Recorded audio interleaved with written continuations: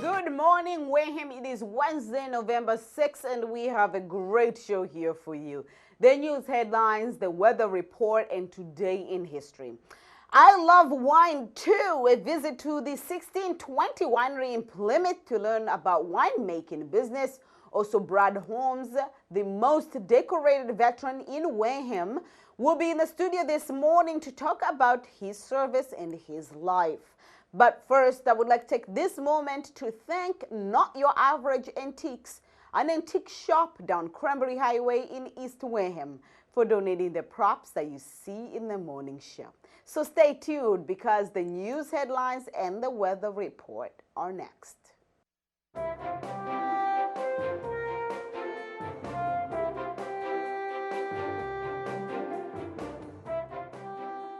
Well, we're going to start with the breaking news, and pardon me for using my phone, but something is going on Main Street. There have been a reported stabbing, and the stabbing victim was found after an accident on Main Street. This is Main Street, Wareham. Victim has been treated at the hospital. We do not know which particular hospital, but I presume it's Toby because the incident happened on Main Street. And the incident is still under investigation. At the moment, if they have not knocked on your door yet, there are police, Wareham police outside going each and every door just to knock to see if anybody has seen something, heard something. So that out of the way, we're going to continue with our prepared news of the day. And that is the Department of Public Health has deemed maternity ward at Toby Hospital to be essential. Despite the ruling, the department, however, lacks the power to overrule South Coast Health decision to close the unit at the end of this year. However, DPH requires South Coast to put together a plan detailing how residents will be able to access maternity services after the unit closes. The department is also imposing several other conditions due in part to the testimony at the public hearing on October 23rd, as well as a written testimony submitted after the hearing. South Coast had cited dwindling numbers of births in its decision to close Toby's unit, along with ongoing expansions of the unit at St. Luke's Hospital in New Bedford. And to another news, Joshua Jenkins, 34 years old of Fall River, was arrested by Wareham police on Sunday, November 3rd, following an alleged high-speed chase, numerous moving vehicle violations, and shoplifting. The defendant faces 14 counts, including 3 counts of assault and battery with a deadly weapon and leaving the scene of an accident. And 2 Wareham cranberry growers are among 21 across the state receiving funds through the Massachusetts Cranberry Bog Renovation Enhancement Grant Program. White Island Bogs and Andrew Rinter will be receiving money for renovations to improve irrigation and installing flumes. The grant program gives funds to active cranberry growers to help them improve their operations and infrastructure. The renovations are intended to allow growers to produce more efficiently. And that is all for this morning news headlines. Coming up is weather.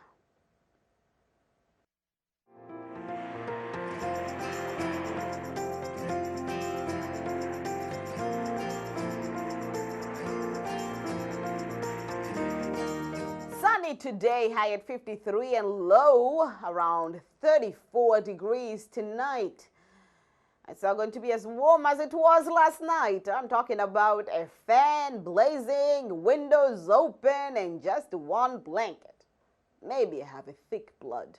And also tomorrow, partly cloudy skies during the morning hours, which becoming overcast in the afternoon.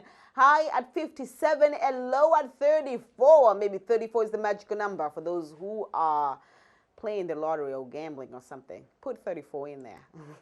Anyhow, that is for this morning's weather forecast. We're going straight to our first featured program of the day. And if you have seen it before, watch it again. 1620 Winery in Plymouth.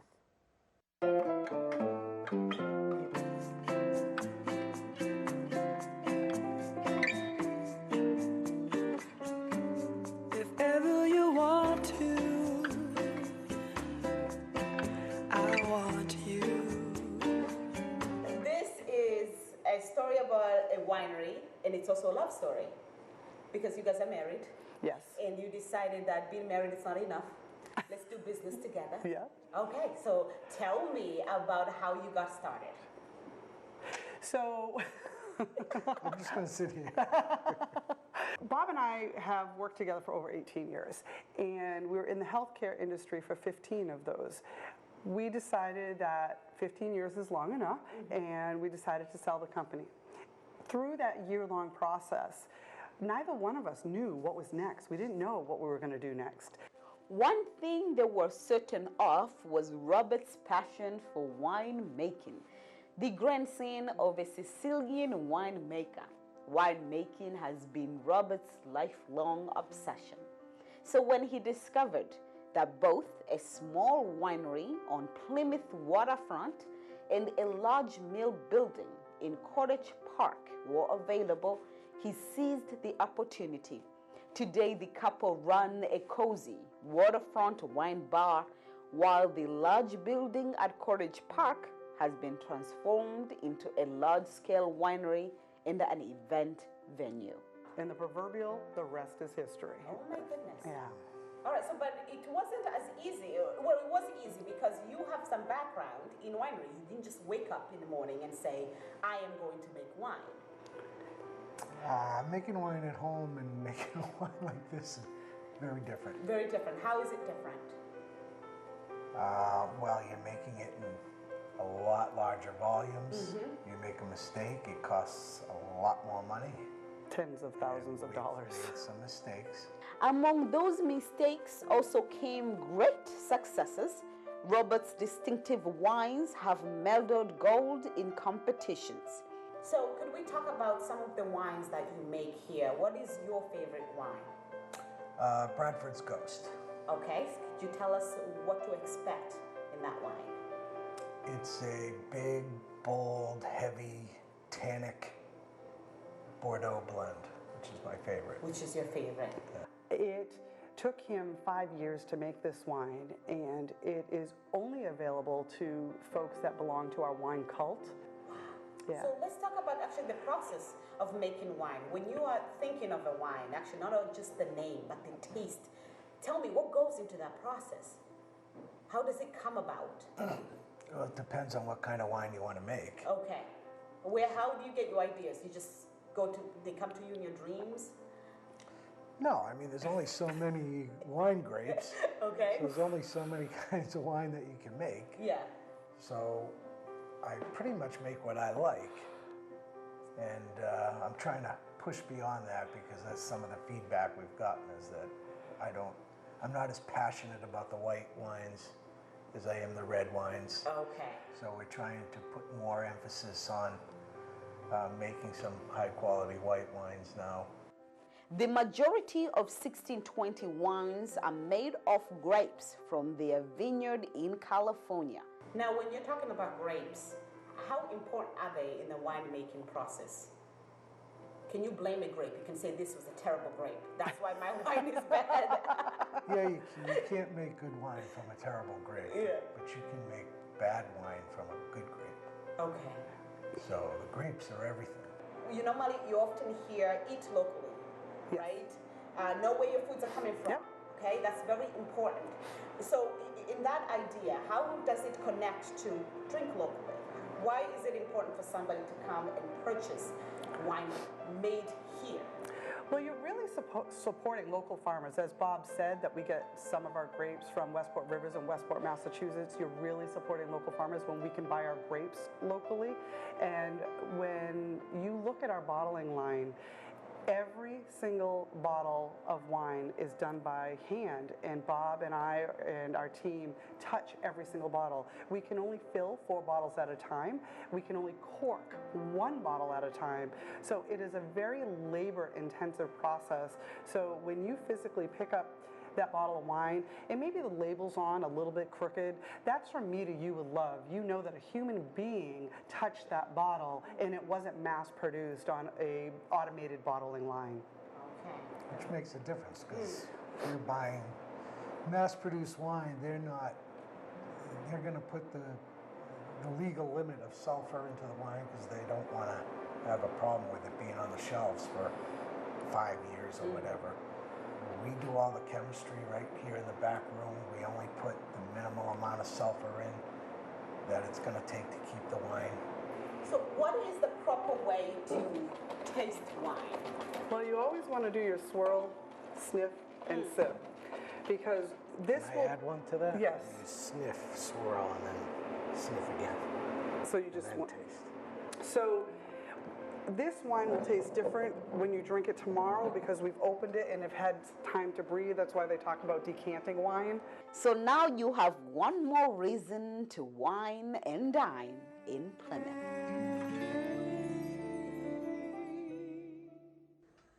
Prepare to laugh out loud. So we're going to play something that we haven't played in a very, very long time, but it was one of our major hits, and that is Elmo Video. Take a look. So I'm here today with Rob. Rob, tell us where we are and what we're going to be doing. Right, we're in Milestone State Forest, I believe. We're in Carver. I'm not sure. It straddles Carver and Plymouth. We are going to hike down one of the paved trails, a bicycle trail, and then take a dirt trail down through the woods to an area which I've come upon, which is very curious. It seems like a shrine of some sort to the Muppet Elmo. Yes, so we are with Rob, who has found what people could say a portal towards Elmo's world. So follow us. This is going to be my first time to see it as well. So how often do you normally come to this trail? This one in particular, probably been here a half a dozen times, but I spent a lot of time in the park. I just go to many different areas. This was just peculiar, so I thought it was neat to look at it. Okay.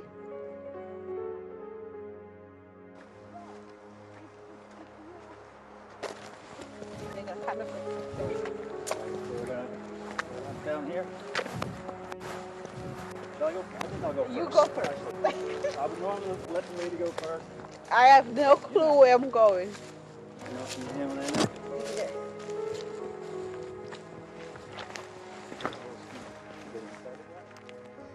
And these areas are mowed. It's good for wildlife, it's good for the flowers, it's good for the birds. That's just unofficially marked trail. They put a blue blaze along the way so that you know you're on a marked path. Now, I don't have one with me, but there are trail maps and you can match it up to give you an idea of where you are. You know, for the average person, it's simpler that way than. All right. I'll put it this way: you can get lost, I suppose.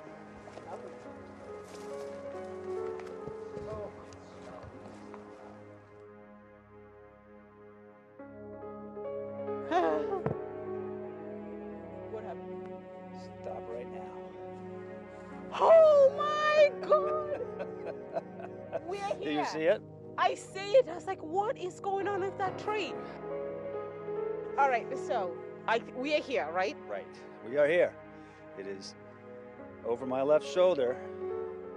So when you first got here, last week, right? That was Monday, yes. Okay, and you kind of saw it from far away. What did you think? Well, it just looked unnatural, a little odd, Yes. and I had to get a closer look, so I did.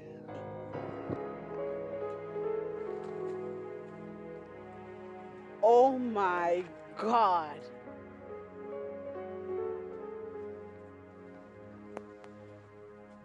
What is this? I don't know what this is. What do you think? Well, it seems that some of them have been here for a while now, right? Well, yes, some of them are quite weathered. This one here, with like the snorkel fins on, looks fairly new. So I feel that someone or some people occasionally come by and add to it. I mean, obviously it means something to someone, individuals, or group of people, and it seems to be a thing that they've focused on specifically doing. I don't think the average person is walking through the woods with an Elmo doll. So this is a directed effort, right? Somehow. So here we are at the Elmo Shrine, but the question still remains, why and who is behind this mystery? Could this be a portal to Elmo's world? Reporting for Miles Standish State Forest, I am Queen Banda of WCTV.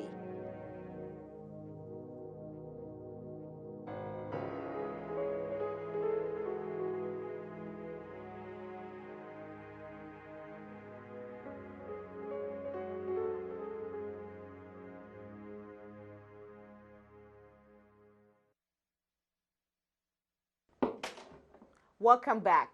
We have a few yoga related videos, and these yoga skills or ways completely defines the typical yoga class that you have attended. Take a look and judge it for yourself.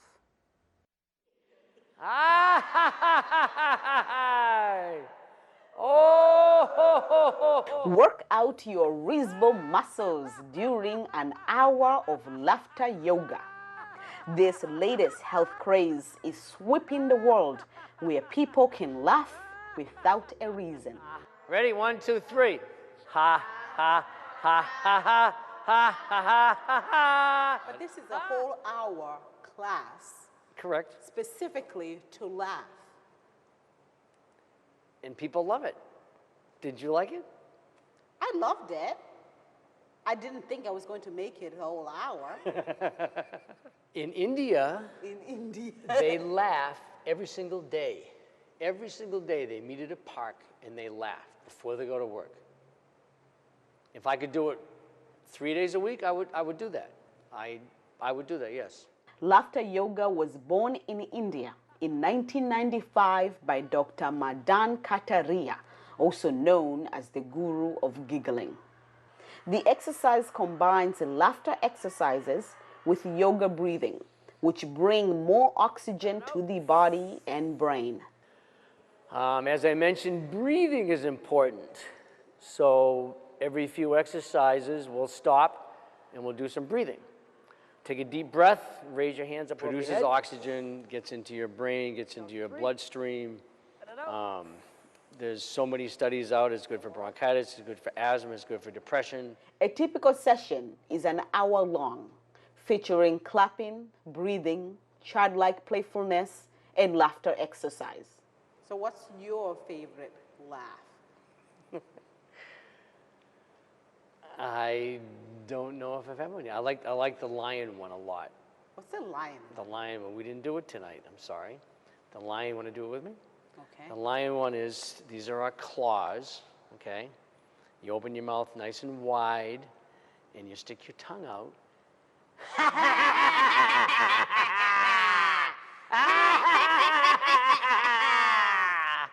Aren't you afraid that if we keep on inducing laughter, we push it out of us when it does not associate with the particular thing that triggers such a reaction?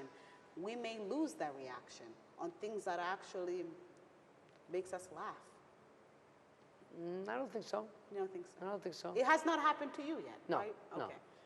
So how do you help your students take these lessons, this moment, to take it home with them, to take it to their jobs, to take it to grocery store, to take it to Dunkin' Donuts when somebody messes up your order?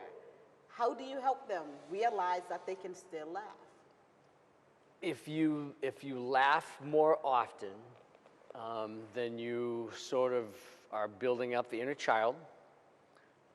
You're producing the feel-good hormones, and you can kind of foster the inner joy inside of you. Laughter yoga is free. You may join Doug on Wednesdays from 6 to 7 p.m. at Roland Thatcher Hall in Wareham. Bring water and dress comfortably because it's an active show. Thank you so much. Thank you.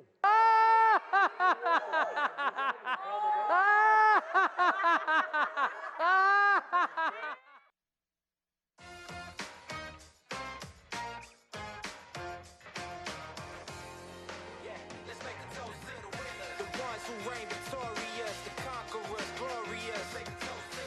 The fighters and the warriors who wanna go to war with us. History will never be the same. Everybody gon' remember your name. You're a winner. Yeah, let's make a toast to the winners. Yeah, let's make a toast to the winners. Hello, welcome to Sport Yoga Spot. My name is Amy. I'm the owner and instructor here. I'm currently studying exercise science at Bridgewater State University. My goal with opening the studio was to keep it small, keep it more personal, like personal training and hands-on fitness. We do a lot of functional training, we use weights, and we also do a lot of strength as well as stretching. Obviously, flexibility is a big thing here. I'm an instructor here for Yoga for Strength, 1111 Power Yoga, and as well as Sport Yoga. Man, I'm ready for whatever. Watching the greats like, man, I could do better. And I ain't waiting to asking if it's my time yet. Slaying legends, I ain't even hit my prime yet. Cause it's the ones who want it, who work the hardest. Never giving up, I came to finish what I started. So put me in your history books. My life, how your epiphanies look. Let's grab the champagne. Hello, I'm Patricia Akins, and I am the co-owner of Sport Yoga Spot as well as an instructor. We are a boutique fitness located in the center of Wareham, and we offer my favorite program, Sport Yoga. It's a functional training for optimal performance, which includes mobility, endurance, and strength. We use weights and our body weight to get stronger and faster, helping to improve the way that you move, the way you feel, and the way that you look. You turn from a man to a myth, cause every century only a few exist. So go and check your history books. This is how your epiphanies look. Now let's grab the champagne and the ones who reign victorious, the conquerors, glorious. Sport Yoga is special because most yoga programs have something called long holds, where we hold poses for 30, 60, 90 seconds, sometimes even longer than that. With Sport Yoga, we only hold them for 2 seconds and repeat them multiple times. It's more dynamic mobility. If you're an athlete, a person, whatever, when you go to get up or sit down, run, you don't run, move, and hold a position and then change. You have to quickly change, quickly adapt, stop, go, sit, stand very quickly. And our bodies need to learn how to do that in order to prevent injury and to be able to perform at your highest level while active. Sport Yoga incorporates movement and athletic movement as well as everyday movement, and we strengthen those patterns with 2-second holds. This is perfect posture, all right? So now turn and face this way for 1 second. Let's do heel-toe strikes, all right? So take your right foot and bring it forward, all right? Now the back foot pushes you forward off of that toe. You articulate at that ankle, come up, high knee. Now this foot becomes the front foot, and it's heel-toe, and come up. Now your hands just kind of go with the flow. There. Beautiful. Now you're going to do it backwards. So now toe back and step. Toe, roll, flex. Step back, toe, roll, flex. Step back, toe, roll, flex. All right? Now do it and feel and walk and there. Now, in perfect posture, walk across the floor. Heel, toe. Heel, toe. Push yourself off that back foot. Make it even bigger. Push, push, push. Nice. There you go. Hi, I'm Paige Hiller, and I'm one of the instructors here at Sport Yoga Spot. I teach Strong by Zumba, and it is a very high-intensity workout here. It has 3 levels. It is for all different types of abilities. Strong by Zumba has taken out all of the dance aspect of the Zumba, and it has put in a lot of the weight and the strengthening. And it is a 60-minute workout, and it's a lot of fun, and you'll enjoy it. Yeah, let's make a toast to the winners. Yeah, let's make a toast to the winners. And I always knew I'd be somebody special, cause I believed in myself. So no matter what challenge or adversity or problem comes my way, I know I'll be an overcomer. I know I'll be a victor. You know why? Cause I'm a winner. At Sport Yoga Spot, we offer a free first class, so come on down, try it out. We do recommend, because our classes are smaller sizes, to sign up online at sportyogaspot.com. History will never be the same. Everybody gonna remember your name. You're a winner. Yeah. We are going straight to a break. Today's cell phones are not only an extension of our arms, but a life tool. Hello, I am Maureen Farrington from Advantage Custom Apps. I am here today to talk about a certain app, a tool that will help you navigate your way through the Wareham community. The WCTV app places your local community in the palm of your hand. The app is a place where you will find local events, town meetings, local and school sports, community interest stories, compelling interviews, and most of all, the ability to shop local. Connect to the Wareham app by going to your web browser and typing in wctv.app. And then, once you bring up the web link, you have the opportunity of adding WCTV's app to your home screen. Once you download the app and save it to your home screen, you will then have the opportunity to, with the touch of a finger, hit the call button, which we call WCTV. The refer us button, you can refer the app to your friends and families. There's a Facebook share button if you'd like to put that on your Facebook page as well. And here is the menu tab. On the menu tab, we have YouTube videos, new program proposal, events that WCTV is hosting, a photo gallery, contact button, and can lead you right to their website. We also have a Shop Local tab. When you touch on that, you'll see the local businesses that you can frequent. Also, there's an About Us tab telling you some information about WCTV, their hours and directions. This here will take you right to their Facebook page. There is a donate button if you would like to donate to WCTV, and a join button that will let you join their community. Many local establishments are listing their business on the WCTV app. And you can too. It's a great way to showcase your business to your existing customers and your potential new ones. For a nominal fee, you could list your business on the Shop Local tab as well. A percentage of that fee goes to fund a scholarship for an outgoing senior. So be in the now and get the WCTV app on your home screen. Well, welcome back, and thank you for being with us this morning. You are watching Good Morning Wareham, your source for good news, weather, traffic, and more information. And now for a moment in history, let's take a look at where we were today in history.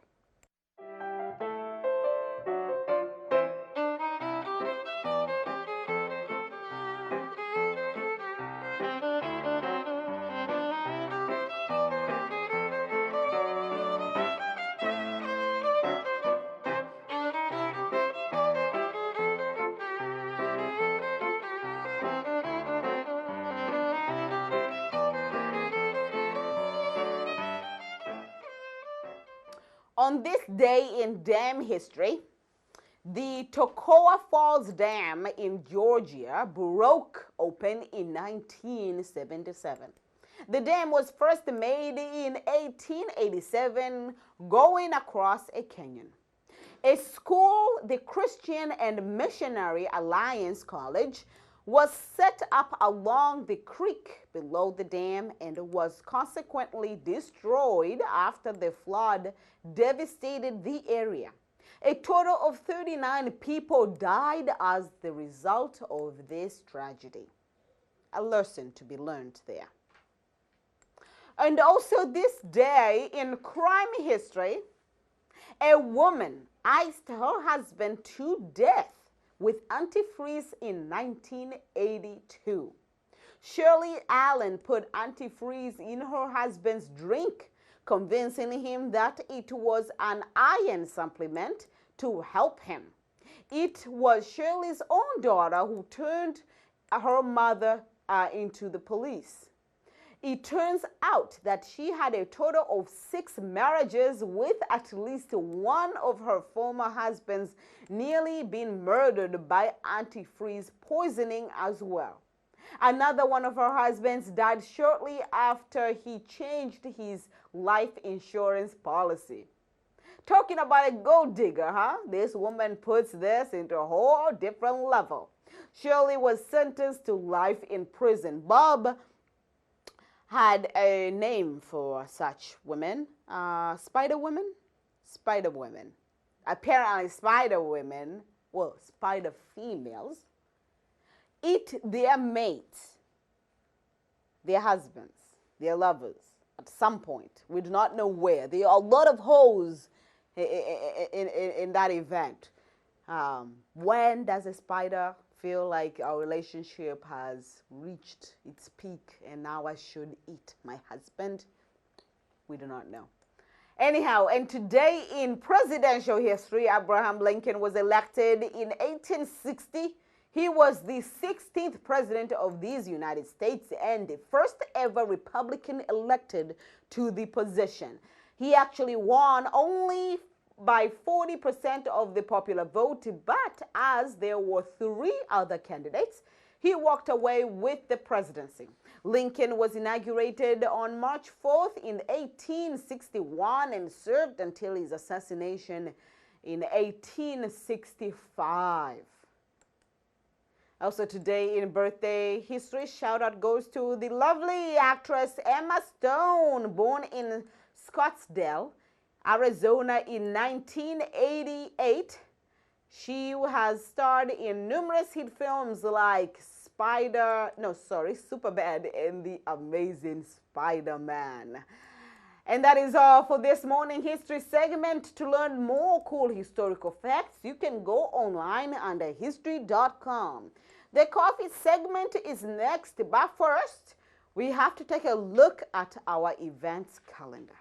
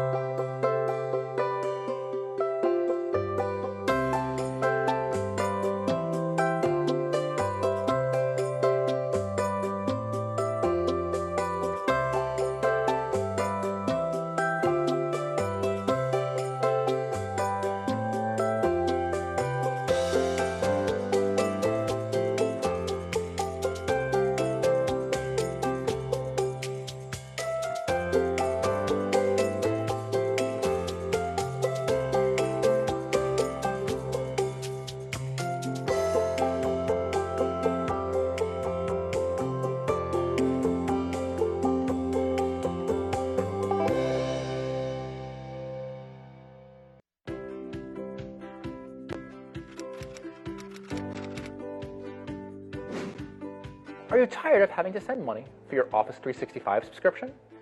Are you looking for other programs that you don't have to pay for? Here are a couple of solutions to some open source programs that you might want to check out.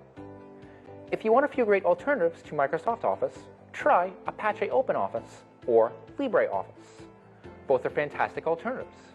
Keep in mind that if you still need to create a Microsoft Word or Excel document, both are able to save files in the right formats. Another popular replacement for Microsoft Office is my personal favorite, Docs, which you can use free if you have a Gmail account.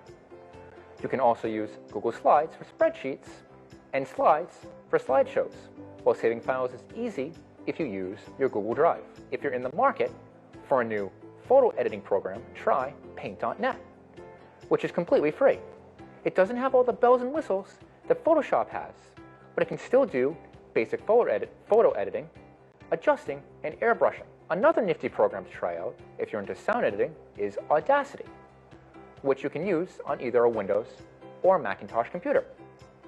Just search for Paint.net or Audacity on Google, and you can download both for free. If you're interested in learning about the basics of Microsoft Word, Microsoft Excel, and organizing files, come to our free intermediate computer classes, which will run on September 5th, September 12th, and September 19th next month at 1:30 p.m. on Thursdays here at the main library. You can also check out our website to find out more about our basic computer skills classes.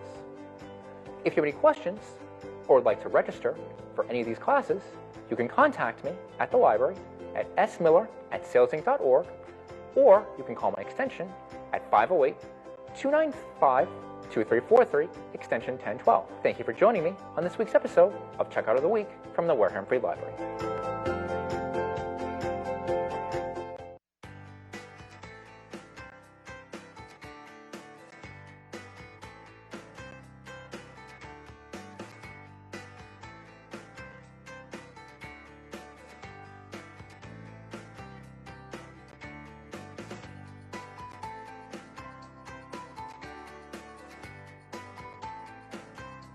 Hi everybody, I'm Letitia Botino from WCTV, and I'm here with Marie Ferrara from the Wareham Middle School Care Program, Operation Grandpals.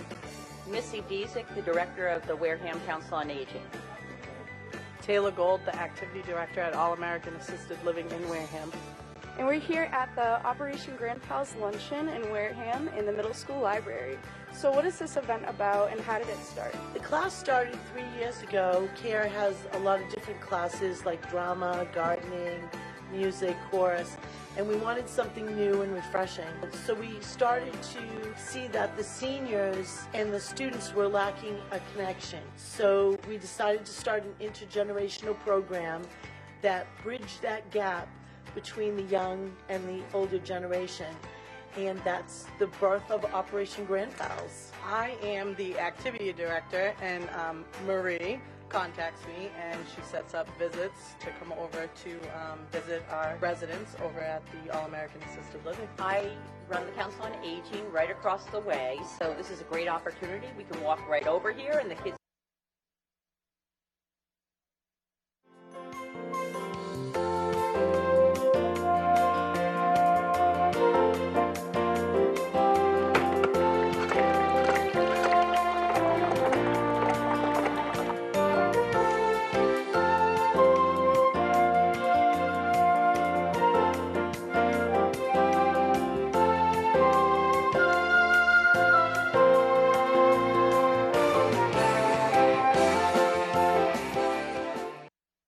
Well, good morning, Wareham, and thank you so much for being here with us this morning. This is Good Morning Wareham, and we are broadcasting live from a WCTV studio in Wareham, 505 Main Street. Anyhow, this is the coffee segment. With me is Brad and John Holmes. Rick, sorry, and Rick Holmes. And Brad is our guest of honor this morning, and he is the most well-decorated veteran in Wareham. So we're going to hear his story and his time in the service. And this is all because next week we have Veterans Day, so it fits to have him with us this morning. So welcome, gentlemen. Thank you. Thank you. So let's start with you. Could you tell us about your service history? You are a World War II veteran, right? Yes, I am. All Yes. right. Yeah. Could you tell us what times were back then, how you got into the service? Well, when you get into the service, you get once you turn 18 years of age, you get a notice from Uncle Sam, and you have to report into Boston for physicals and go through the whole routine, and they give you a chance of, your choice, perhaps I should say, whether you want to go in the Navy or you want to go in the Army. Either you have the choice. But as it happened, my older brother at the time was already in the Army, and he was in the Signal Corps, and so I said, well, I might as well go in the Army too. So that's the way that went. But at the time, I took probably 4 different men from Onset with me, and because at that time, certainly not at my age, I was not drinking any alcohol or anything like that, so they wanted a designated driver to take them up to Middleborough and get on the train and go to Boston.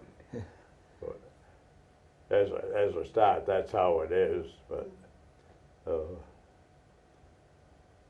after you go through the physical, then you go to, like everybody else, go to Fort Devens, and you get started with your military life. They give you outfitted with different things, and with uniforms and the whole bit, and you put in your time doing KP like everybody else. When your name came up, you go do KP or whatever. So after that, they send you out to basic training, which was where I went to South Carolina to Camp Croft, and you put in 4 months of basic training where you had learned to shoot rifles. Was my main thing, a rifleman, and every other day seemed like you was going out to the rifle range and shooting at targets. But also you have to learn how to fire machine guns, mortars, whether 50 caliber or 30 caliber mortars, bazookas, hand grenades. You have to know just how to fire these different pieces of armament, and so that when you are up on the front lines, if somebody gets killed that's working on one of these other pieces of military equipment, like mortars or machine guns, you have to be able to step up and know how to fire that particular instrument. Did they assign you any particular role to play, or was this just general training, general posts? What's that? Did they assign you any specific area? I'm in a specific area that I am in as a rifleman. That's my main thing, is rifleman, where you have to be able to take that rifle and take it completely apart, and the trigger mechanism, everything, and you got to take it all apart and be able to put it all back together. Why? I don't understand really, because if you're up on the front lines, there's no time, if something goes wrong with that gun, there's no time to take it apart. Did you tell them that when you left the No, service? Did you no. give them? Yeah, yeah, right. Yeah. Yeah, You they certainly would. would have no time to repair it, that's for sure.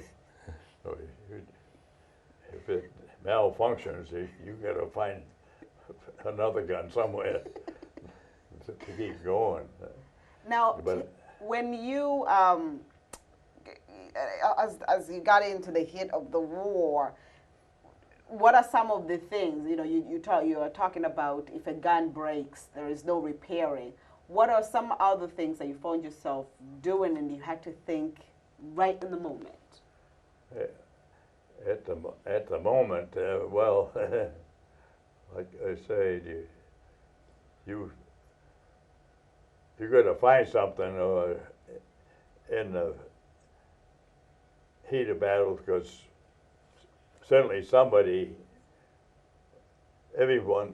getting killed every other thing anyway, so you just take over their gun, and so you can keep going yourself. Because other than that, the man that just lost his life certainly won't be needing that gun anymore. So you take it over and carry on with it, on something like that. Did they train you how to deal with those instances where your fellow soldier, your brother, shot, died, but you still have to keep going? There isn't a time to process that emotion. Was that train given to you, or you had to train yourself to move on? No, you just do it automatically. I mean, I had first up when I get up on the front lines, if a squad leader who was a staff sergeant, I mean, he got killed, so the buck sergeant he takes over his spot, and then they assign somebody else to fill in the buck sergeant's spot, you know, on the end of the squad. But which I'd end up doing after the buck sergeant that we had was moved up to take place of the staff sergeant after he got killed. But you just had automatically, you just go ahead and do it. What did you miss? I've had, or what kept you going when you were there? keep you going. Well, you got to keep going, because there's no dropping back, and all you have to eat, because there's no kitchen truck coming up and bringing any meals, that's for sure. There's nothing there. All you have to eat is K rations, which is can of beans, the C rations, and things of that sort, with the nutrition bars and things like that to carry in your backpack. But that's what you're going to live on. And right up until the time I was captured, that's all I had. At the time, I was just lucky enough to have a couple of nutrition bars in my pocket, because when the Germans, after you get captured, they're going to search you and take anything off of you that they possibly can that would be beneficial to them. When you were captured, your time there and the day you were released, did you ever feel that you were going to return home? Yeah, hopefully I was going to get back home. I felt I was going to get back home, because I don't know, after you're a prisoner, they line you up four abreast, and you're on the dirt road. Of course, it's December, wet snow, but that's so each day they moving you toward a railroad head where there was boxcars and things of that sort, where they were going to put you in those boxcars. But in the meantime, you had 3 or 4 days that you go so far and they stop and you sleep by the side of the road at night in the wet snow and try to keep warm the best you can. But I know after 2 or 3 days of doing that, they always, of course, when they stop at night, they don't stop where there would be trees or any forest or anything like that. It's where it would be open ground so that they can keep tabs on you. So don't be try to sneak off. I don't know where you're gonna go, but so we would. I know at one time when we stopped, and I know the guys we hadn't had nothing to eat, but 3 days. Other than those nutrition bars that I had hidden because I had them stuck inside my glove, and when you're holding your hands up, I've got my nutrition bars in my gloves, but they search you everywhere, but they didn't search to take the gloves. So that was smart. Was that training provided at school, or you had to learn that for yourself? Oh, you do it on your own, yeah. No, but we go by it, like I say, in the morning and daylight. We're in this open ground. We're on an old dirt road, but there's big fields on each side. So some of the guys but you could see rutabagas sticking so much out of the ground. And the snow and so forth. This is like a turnip that you harvest. Turnips always late in the fall anyway, and the guys would run out there, but they take pot shots at you from running out there. They think you're going to run, but you just have to run out there and try to pull one of those rutabagas out of the ground and try to chew on that for something to eat. But that's the way that went until we reached a railhead where they had boxcars, and they put, I think I've said this before, that they put 60 men inside a boxcar and lock you up, and that's where you stay.